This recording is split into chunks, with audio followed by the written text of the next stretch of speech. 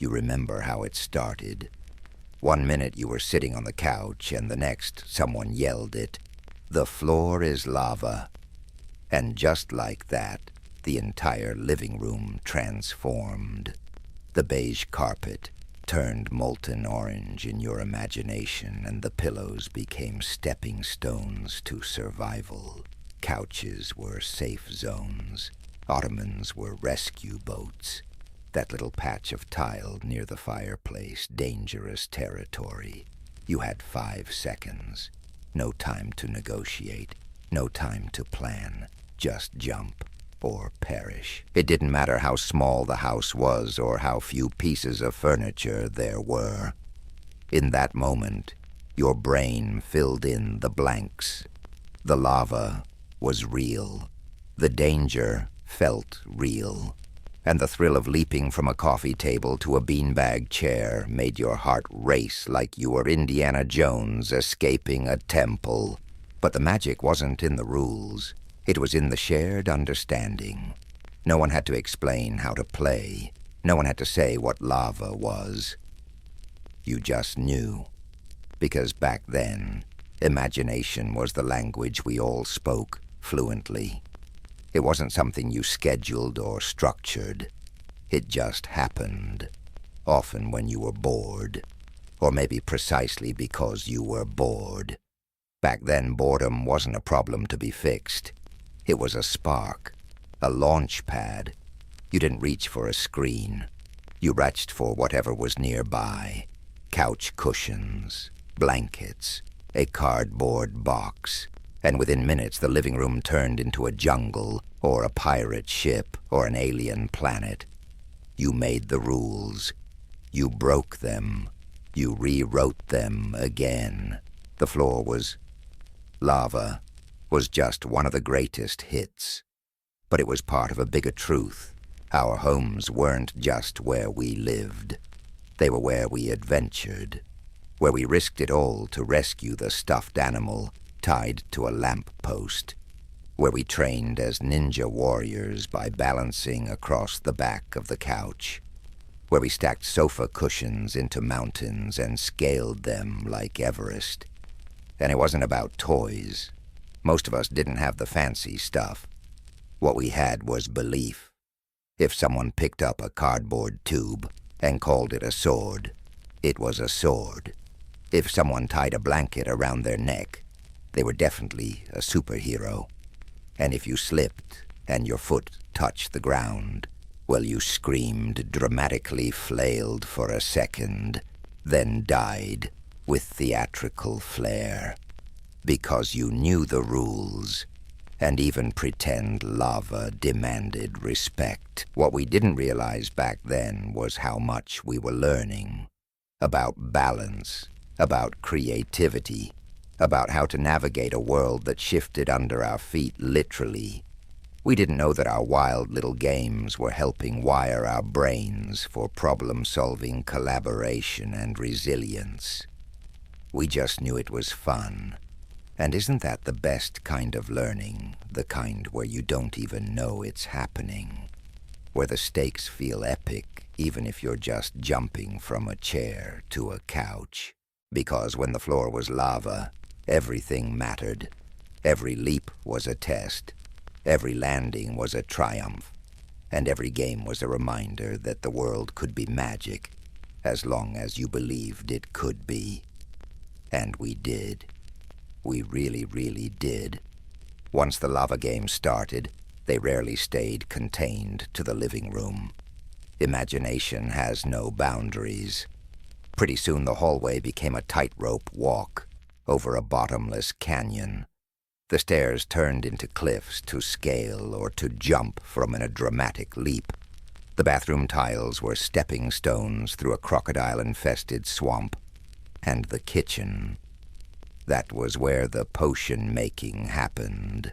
A little cinnamon, a splash of milk, a few drops of dish soap, stirred with a wooden spoon and presented to your younger sibling as a powerful elixir, or a curse. Every room had a secret identity. Bedrooms became castles or caves depending on the story of the day. A closet could be a hiding place from dinosaurs or a spaceship ready to launch. The laundry room was the worst dungeon, and the garage, that was the weapons depot, the science lab, or the junkyard from which great inventions would rise. We weren't just playing, we were world-building, from nothing but cushions, old socks, and a head full of possibility. And the best part, we didn't need permission. There was no app to download, no rules to agree to, no tutorial to watch.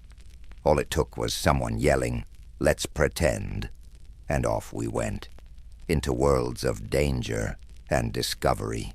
One minute we were hiding from lava monsters. The next we were building a time machine out of cardboard and tape. And through it all, the ordinary stuff, couches, chairs, beds, spoons, became enchanted tools. Magic wasn't separate from real life. It was woven into everything. Even the fights felt epic. Someone broke the rules. Someone stepped on your fort. Someone claimed the magic wand wasn't actually magical. There were arguments, accusations, dramatic exits. But then 10 minutes later, someone would quietly say, "Do you want to play again?" And just like that, the story continued. Forgiveness came easier in imaginary worlds, because we all knew the game was bigger than any of us. Looking back now, those indoor adventures didn't just pass the time. They gave us a kind of agency, a chance to lead, to create, to fail safely, to try again. They gave us a chance to say, "What if?" and then run with it. And in a world that now feels so full of limits, those moments remind us we used to live without them. Just 4 walls, some furniture, and the ability to believe. That was enough. More than enough. It was everything. If you walked into the room an hour later, you might not even know what had happened. The pillows were back in place, the blankets folded, the floor no longer molten, but something had shifted. Not in the furniture, in us. Because every game left behind something invisible. A memory, a lesson, a little more courage. And that's what made them powerful. Imagination trained us to see the invisible. Not just the lava, but the possibilities in every space. A hallway wasn't just a hallway. It could be a battlefield, a ballroom, or a bridge. That habit of transforming the ordinary into the extraordinary stayed with us. It helped us see stories in silence, magic in the mundane, and adventure in waiting rooms and rainy afternoons. And we didn't need an audience. There were no likes or comments, no filters, no pressure to record it. That made it ours, pure, messy, joyful, fleeting. And maybe that's why we remember it so vividly, because it was real in a way that things on screens never quite are. The kind of real that disappears if you try to photograph it. The kind that lives only in the doing. More than that, those games taught us emotional fluency. How to be brave, how to be silly, how to pretend to be scared, and sometimes how to be actually scared, but keep going anyway. They helped us feel big feelings in a safe container. Frustration when the fort collapsed. Triumph when we made it to the couch in one leap. Sadness when the game had to end for dinner. We learned timing. Who goes first? Who gets the last word? We negotiated roles, power rules, and fairness without even realizing that we were practicing social contracts. And that's a big deal, because learning how to navigate human relationships is something people pay thousands of dollars to figure out as adults, and we were doing it between cushions and couch cushions for free. We also learned to adapt. Every time the layout of the house changed, we had to rewrite the rules. If someone moved the ottoman, or if a guest sat in the safe zone chair, it was back to the drawing board, which meant we had to learn to be flexible, fast thinkers. We didn't get stuck. We adjusted, we innovated. In those imaginary worlds, we tested versions of ourselves. Sometimes we were the hero, other times the villain. Sometimes we were both. We got to explore what it felt like to rescue, to betray, to lead, to lose. And those explorations helped us become more empathetic humans in the real world. It wasn't just pretend. It was rehearsal for being. And when we played with others, siblings, cousins, neighbors, we learned about collaboration. We learned that if one person didn't buy into the lava, it wasn't fun. Everyone had to commit. Everyone had to invest in the same illusion. And that's no small thing. That's trust. That's unity. That's imagination as community building. Even when we played alone, it wasn't lonely. It was sacred. The kind of solitude that gives you space to dream bigger than what the world is offering. We narrated whole adventures in our heads. We whispered dialogue to invisible characters. We created tension and resolution, plot twists, and happy endings, all within a 10-by-10 living room. The beauty of it all was that it never needed to be remembered for it to matter. There are no photos, no trophies, no record of high scores. But it lives on in the way we problem solve, the way we story tell, the way we see possibility where others see limits. So yes, the floor was lava. But what that really meant was we knew how to create something magical from absolutely nothing. And that's a skill we carry with us forever. Because the best games didn't leave a mess. They left a mark. And we're better for it. There were no couches, no counselors, no journals. But somehow, by the time we jumped from the love seat to the footstool, to the arm of the recliner, we'd worked something out. Something that had been tangled inside. Something we didn't even have words for. We'd jump and climb and fall and laugh. And by the end we felt lighter, more whole. We didn't call it therapy. We called it playing. But looking back, it was both. It was how we managed the chaos of the world around us. A fight with a sibling became a pirate duel. A stressful day at school was burned off by an epic jungle escape across kitchen chairs. When adults were too busy to notice us, we created worlds where we were the center of the story, and that made us feel seen, even if only by ourselves. These games gave us a place to process, not with words, but with action, with make-believe, with movement. We learned to bounce back from frustration. We practiced taking risks. We tested what it meant to fail and try again. That's resilience. That's emotional intelligence. And we were building it barefoot on carpet, using nothing but our imaginations. Sometimes we played out stories that helped us feel brave. Other times, stories that helped us feel in control. In a world where we were told where to sit, when to eat, when to sleep, these games were a rebellion, a gentle one, but powerful, because we made the rules. We decided when to start, when to end, what counted as lava and what didn't. That sense of autonomy gave us more than fun. It gave us agency. It also gave us permission to feel everything. We could shout, squeal, collapse in dramatic agony when we missed a step.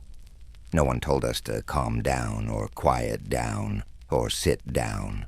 In fact, the more expressive we were, the more alive the game became.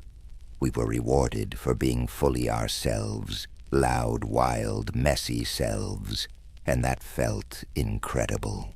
We learned to self-soothe, to pause and regroup, to take a breath before trying again, all without being told. And perhaps most importantly, We learned that it was okay to make a mistake. That missing the jump didn't mean the game was over. That falling in the lava didn't mean you failed. It just meant you tried, and now you got to try again. That's a lesson many adults still struggle to learn. But we had it wired into us early thanks to the games that never needed an instruction manual. Even our bodies learned balance, coordination, spatial awareness. But more subtly, we learned to trust ourselves, to know where our feet were without looking, to judge a distance, to leap. And metaphorically, we carried that with us into life, into jobs and relationships and decisions that require the same kind of internal compass, the same trust that we can land, even if we're unsure how. And here's the secret: it only worked because we believed in it.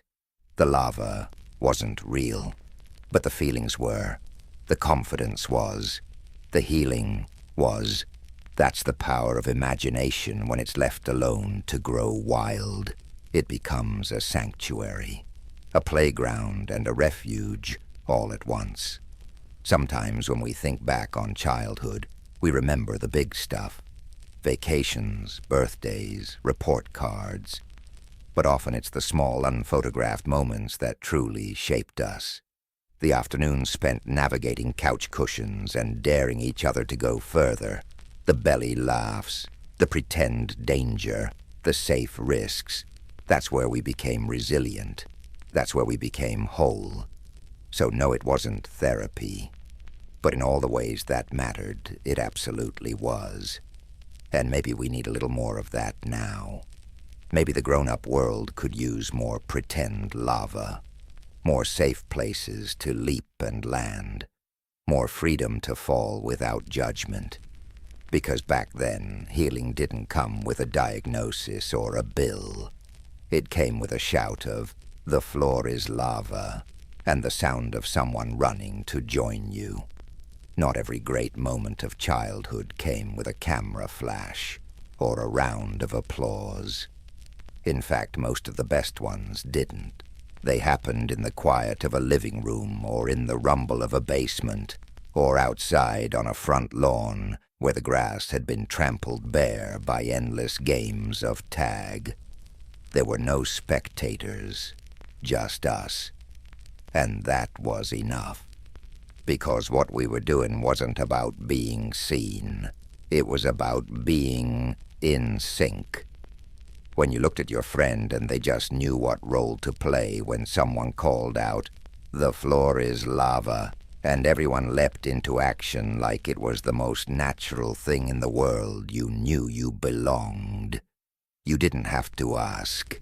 You didn't have to prove yourself. You were part of the story, and that meant everything.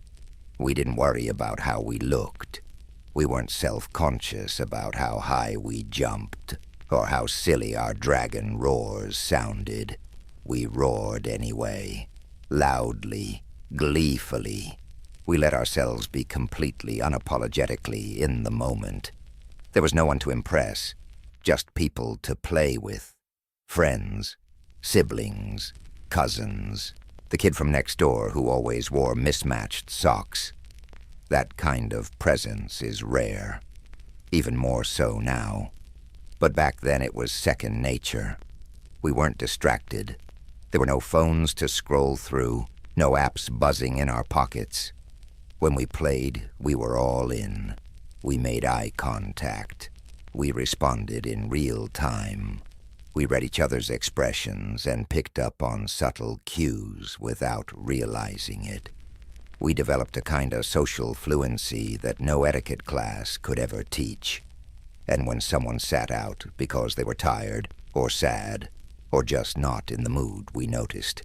Not because they told us, but because the rhythm was off. The story felt incomplete. And so we adapted. We changed the game, or coaxed them back in, or simply sat beside them until they were ready. That, too, was part of the play. The care, the attunement. The quiet recognition that being together mattered more than what we were doing. It wasn't performative, it was participatory. We weren't trying to go viral, we were just trying to have fun. And in doing so, we learned how to collaborate, how to compromise, how to take turns being the hero and the sidekick, and the monster under the couch. We learned that everyone had a role to play, and that the story was better when everyone played it fully.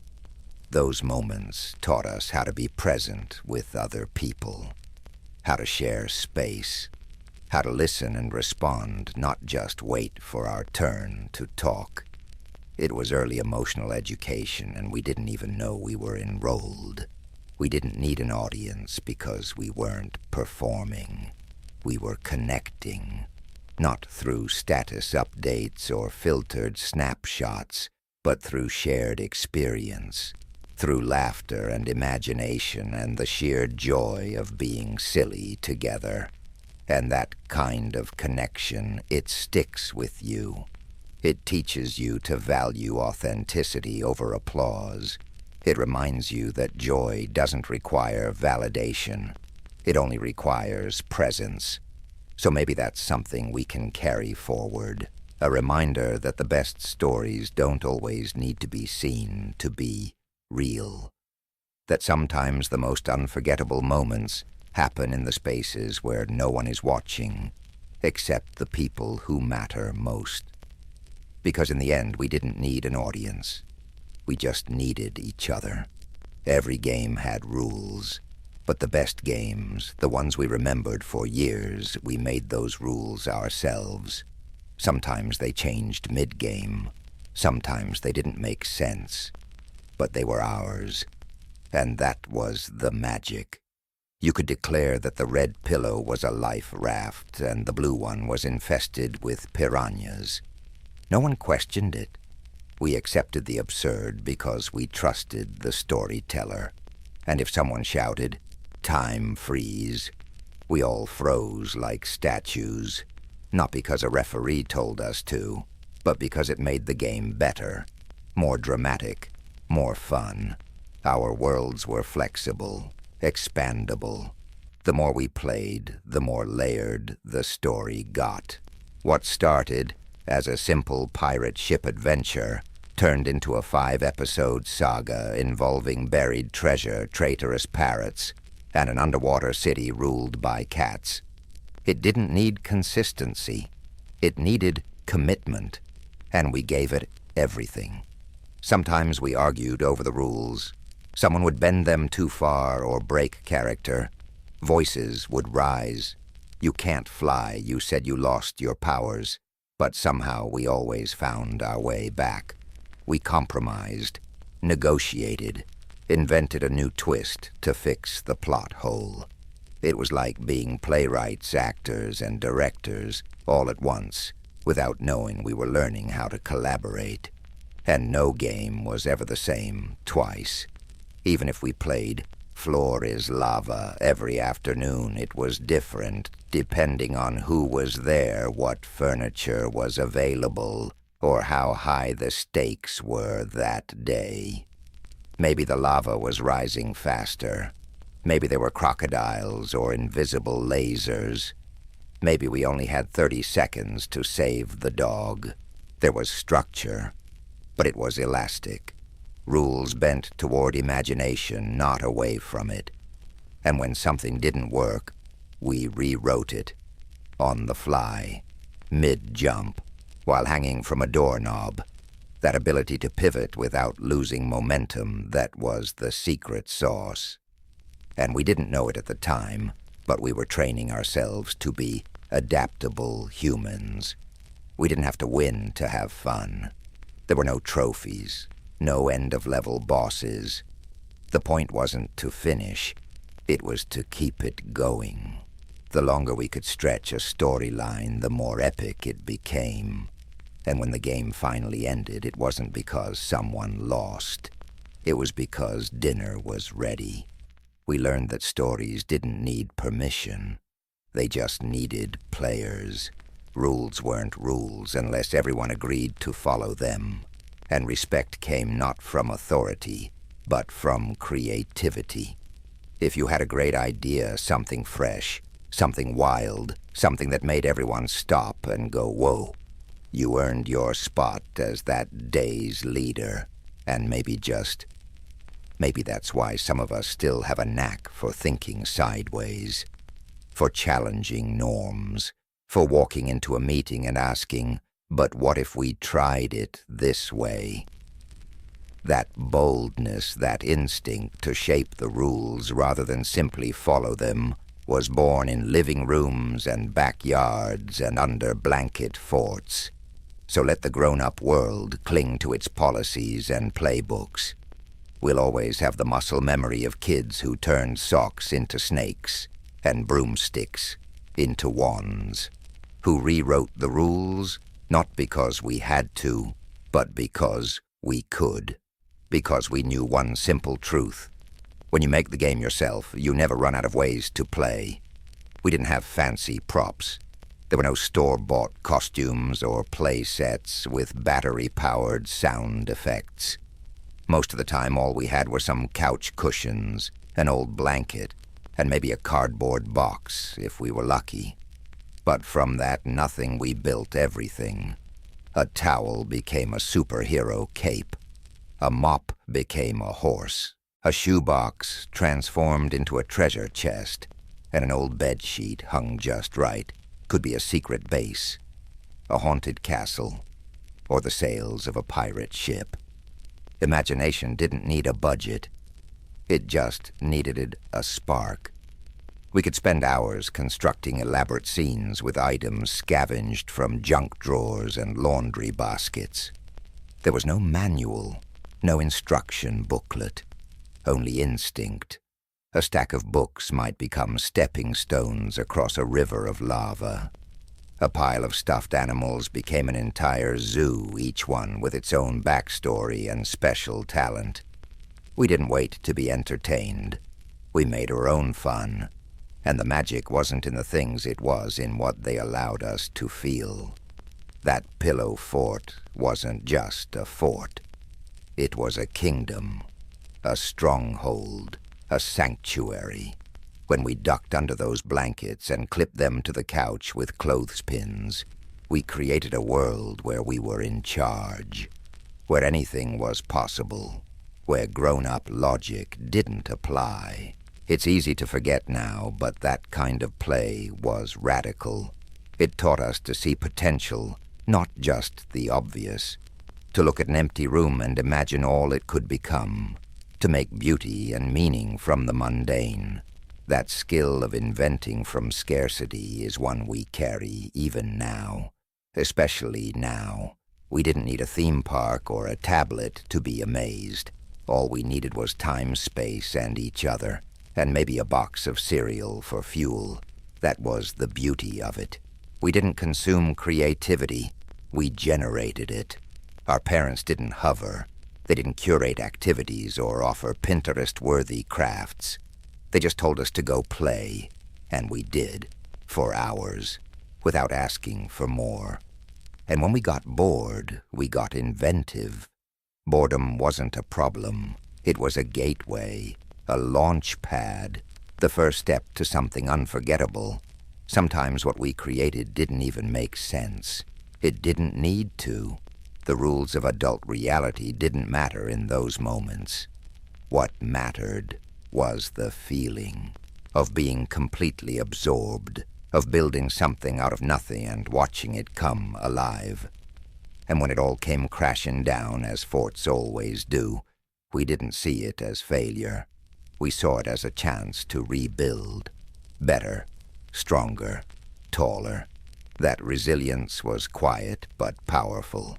It said you can start over, you can dream again, you can turn the same pile of blankets into something new, something just as magical as the last time. That instinct to create. It didn't disappear when we grew up. It's still there, in the way we rearrange a room or cook without a recipe or turn an idea into a business. in the way we help kids turn boredom into a play-a-dance, a new game they just made up. And maybe when life feels a little too rigid, we should remember those afternoons with the box forts and flying capes, because once upon a time we looked at a blank living room and saw an entire universe waiting to be built. All it took was one idea, one friend, one leap from the coffee table. We didn't need more. We just needed a reason to imagine. We didn't always win. In fact, most of the time there was no way to win at all. The games we played weren't about scoreboards or trophies. They were about movement, about momentum, about staying in the world we created for as long as possible before dinner was ready or it got too dark to see. But that didn't make them any less meaningful. If anything, it made them more.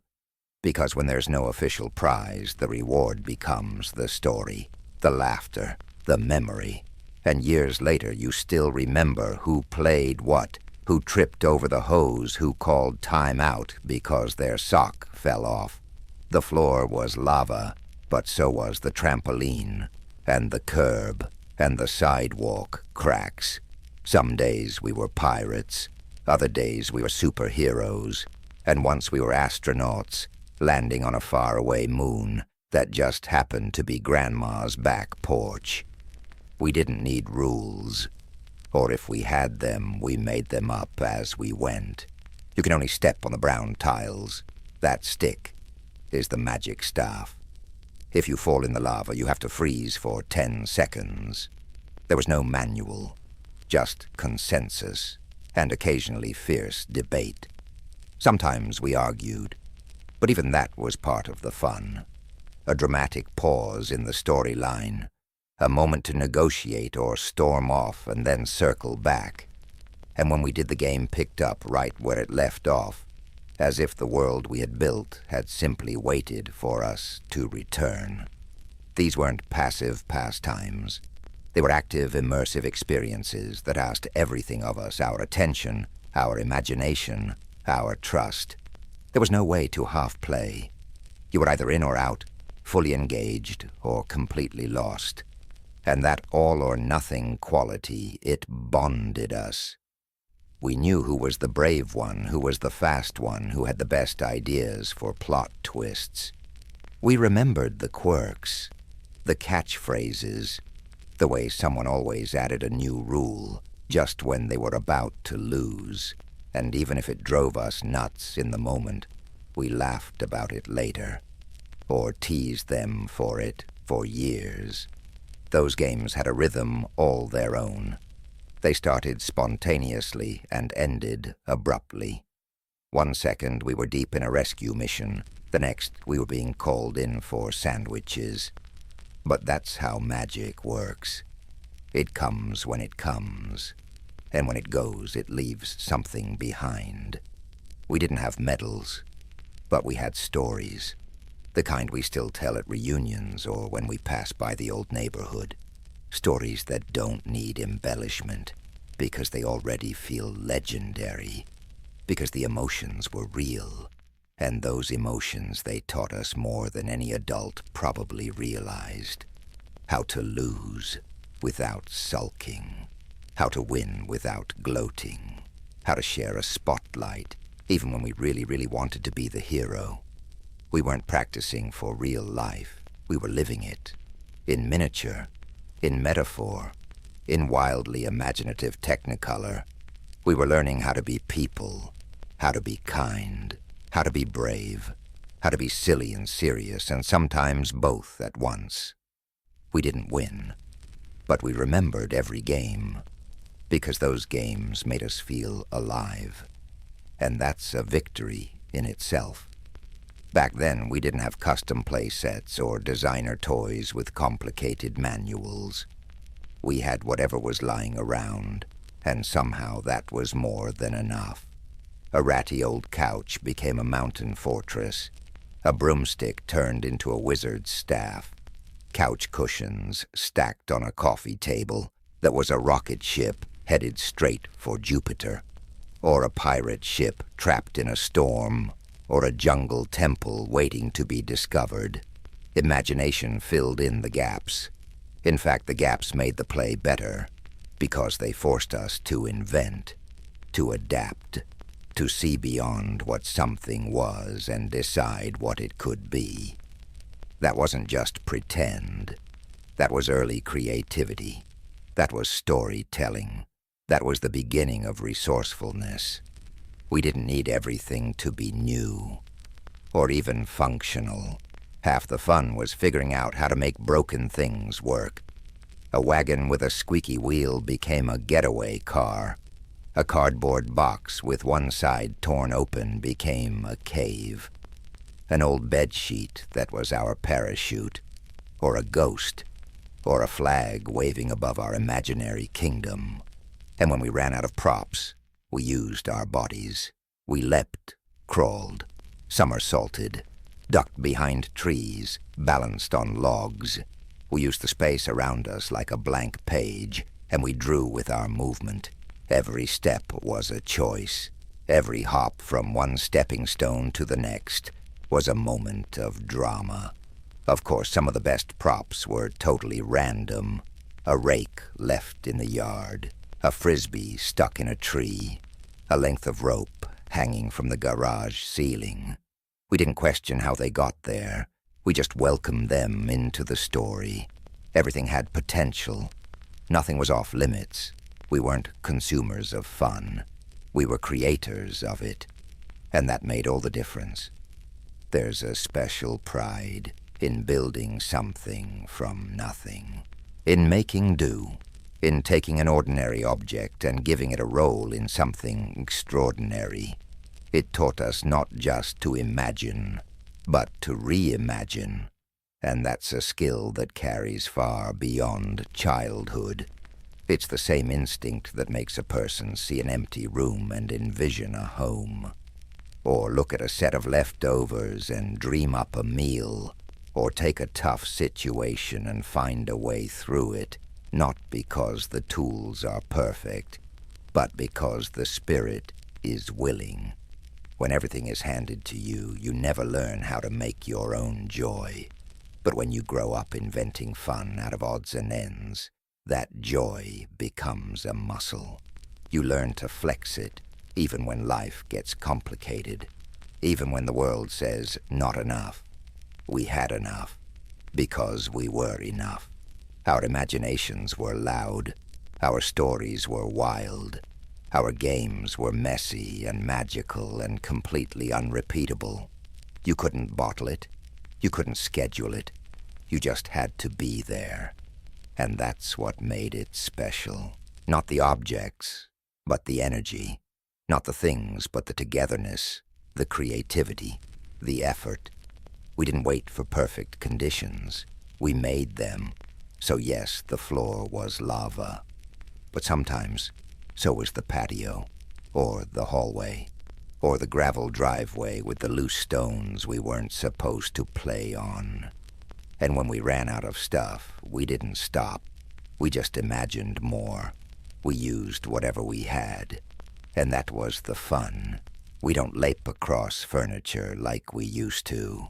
The couch is just a couch now, something to sit on after a long day, not a mountaintop above molten lava. The floor is just the floor, safe, sturdy, unthreatening.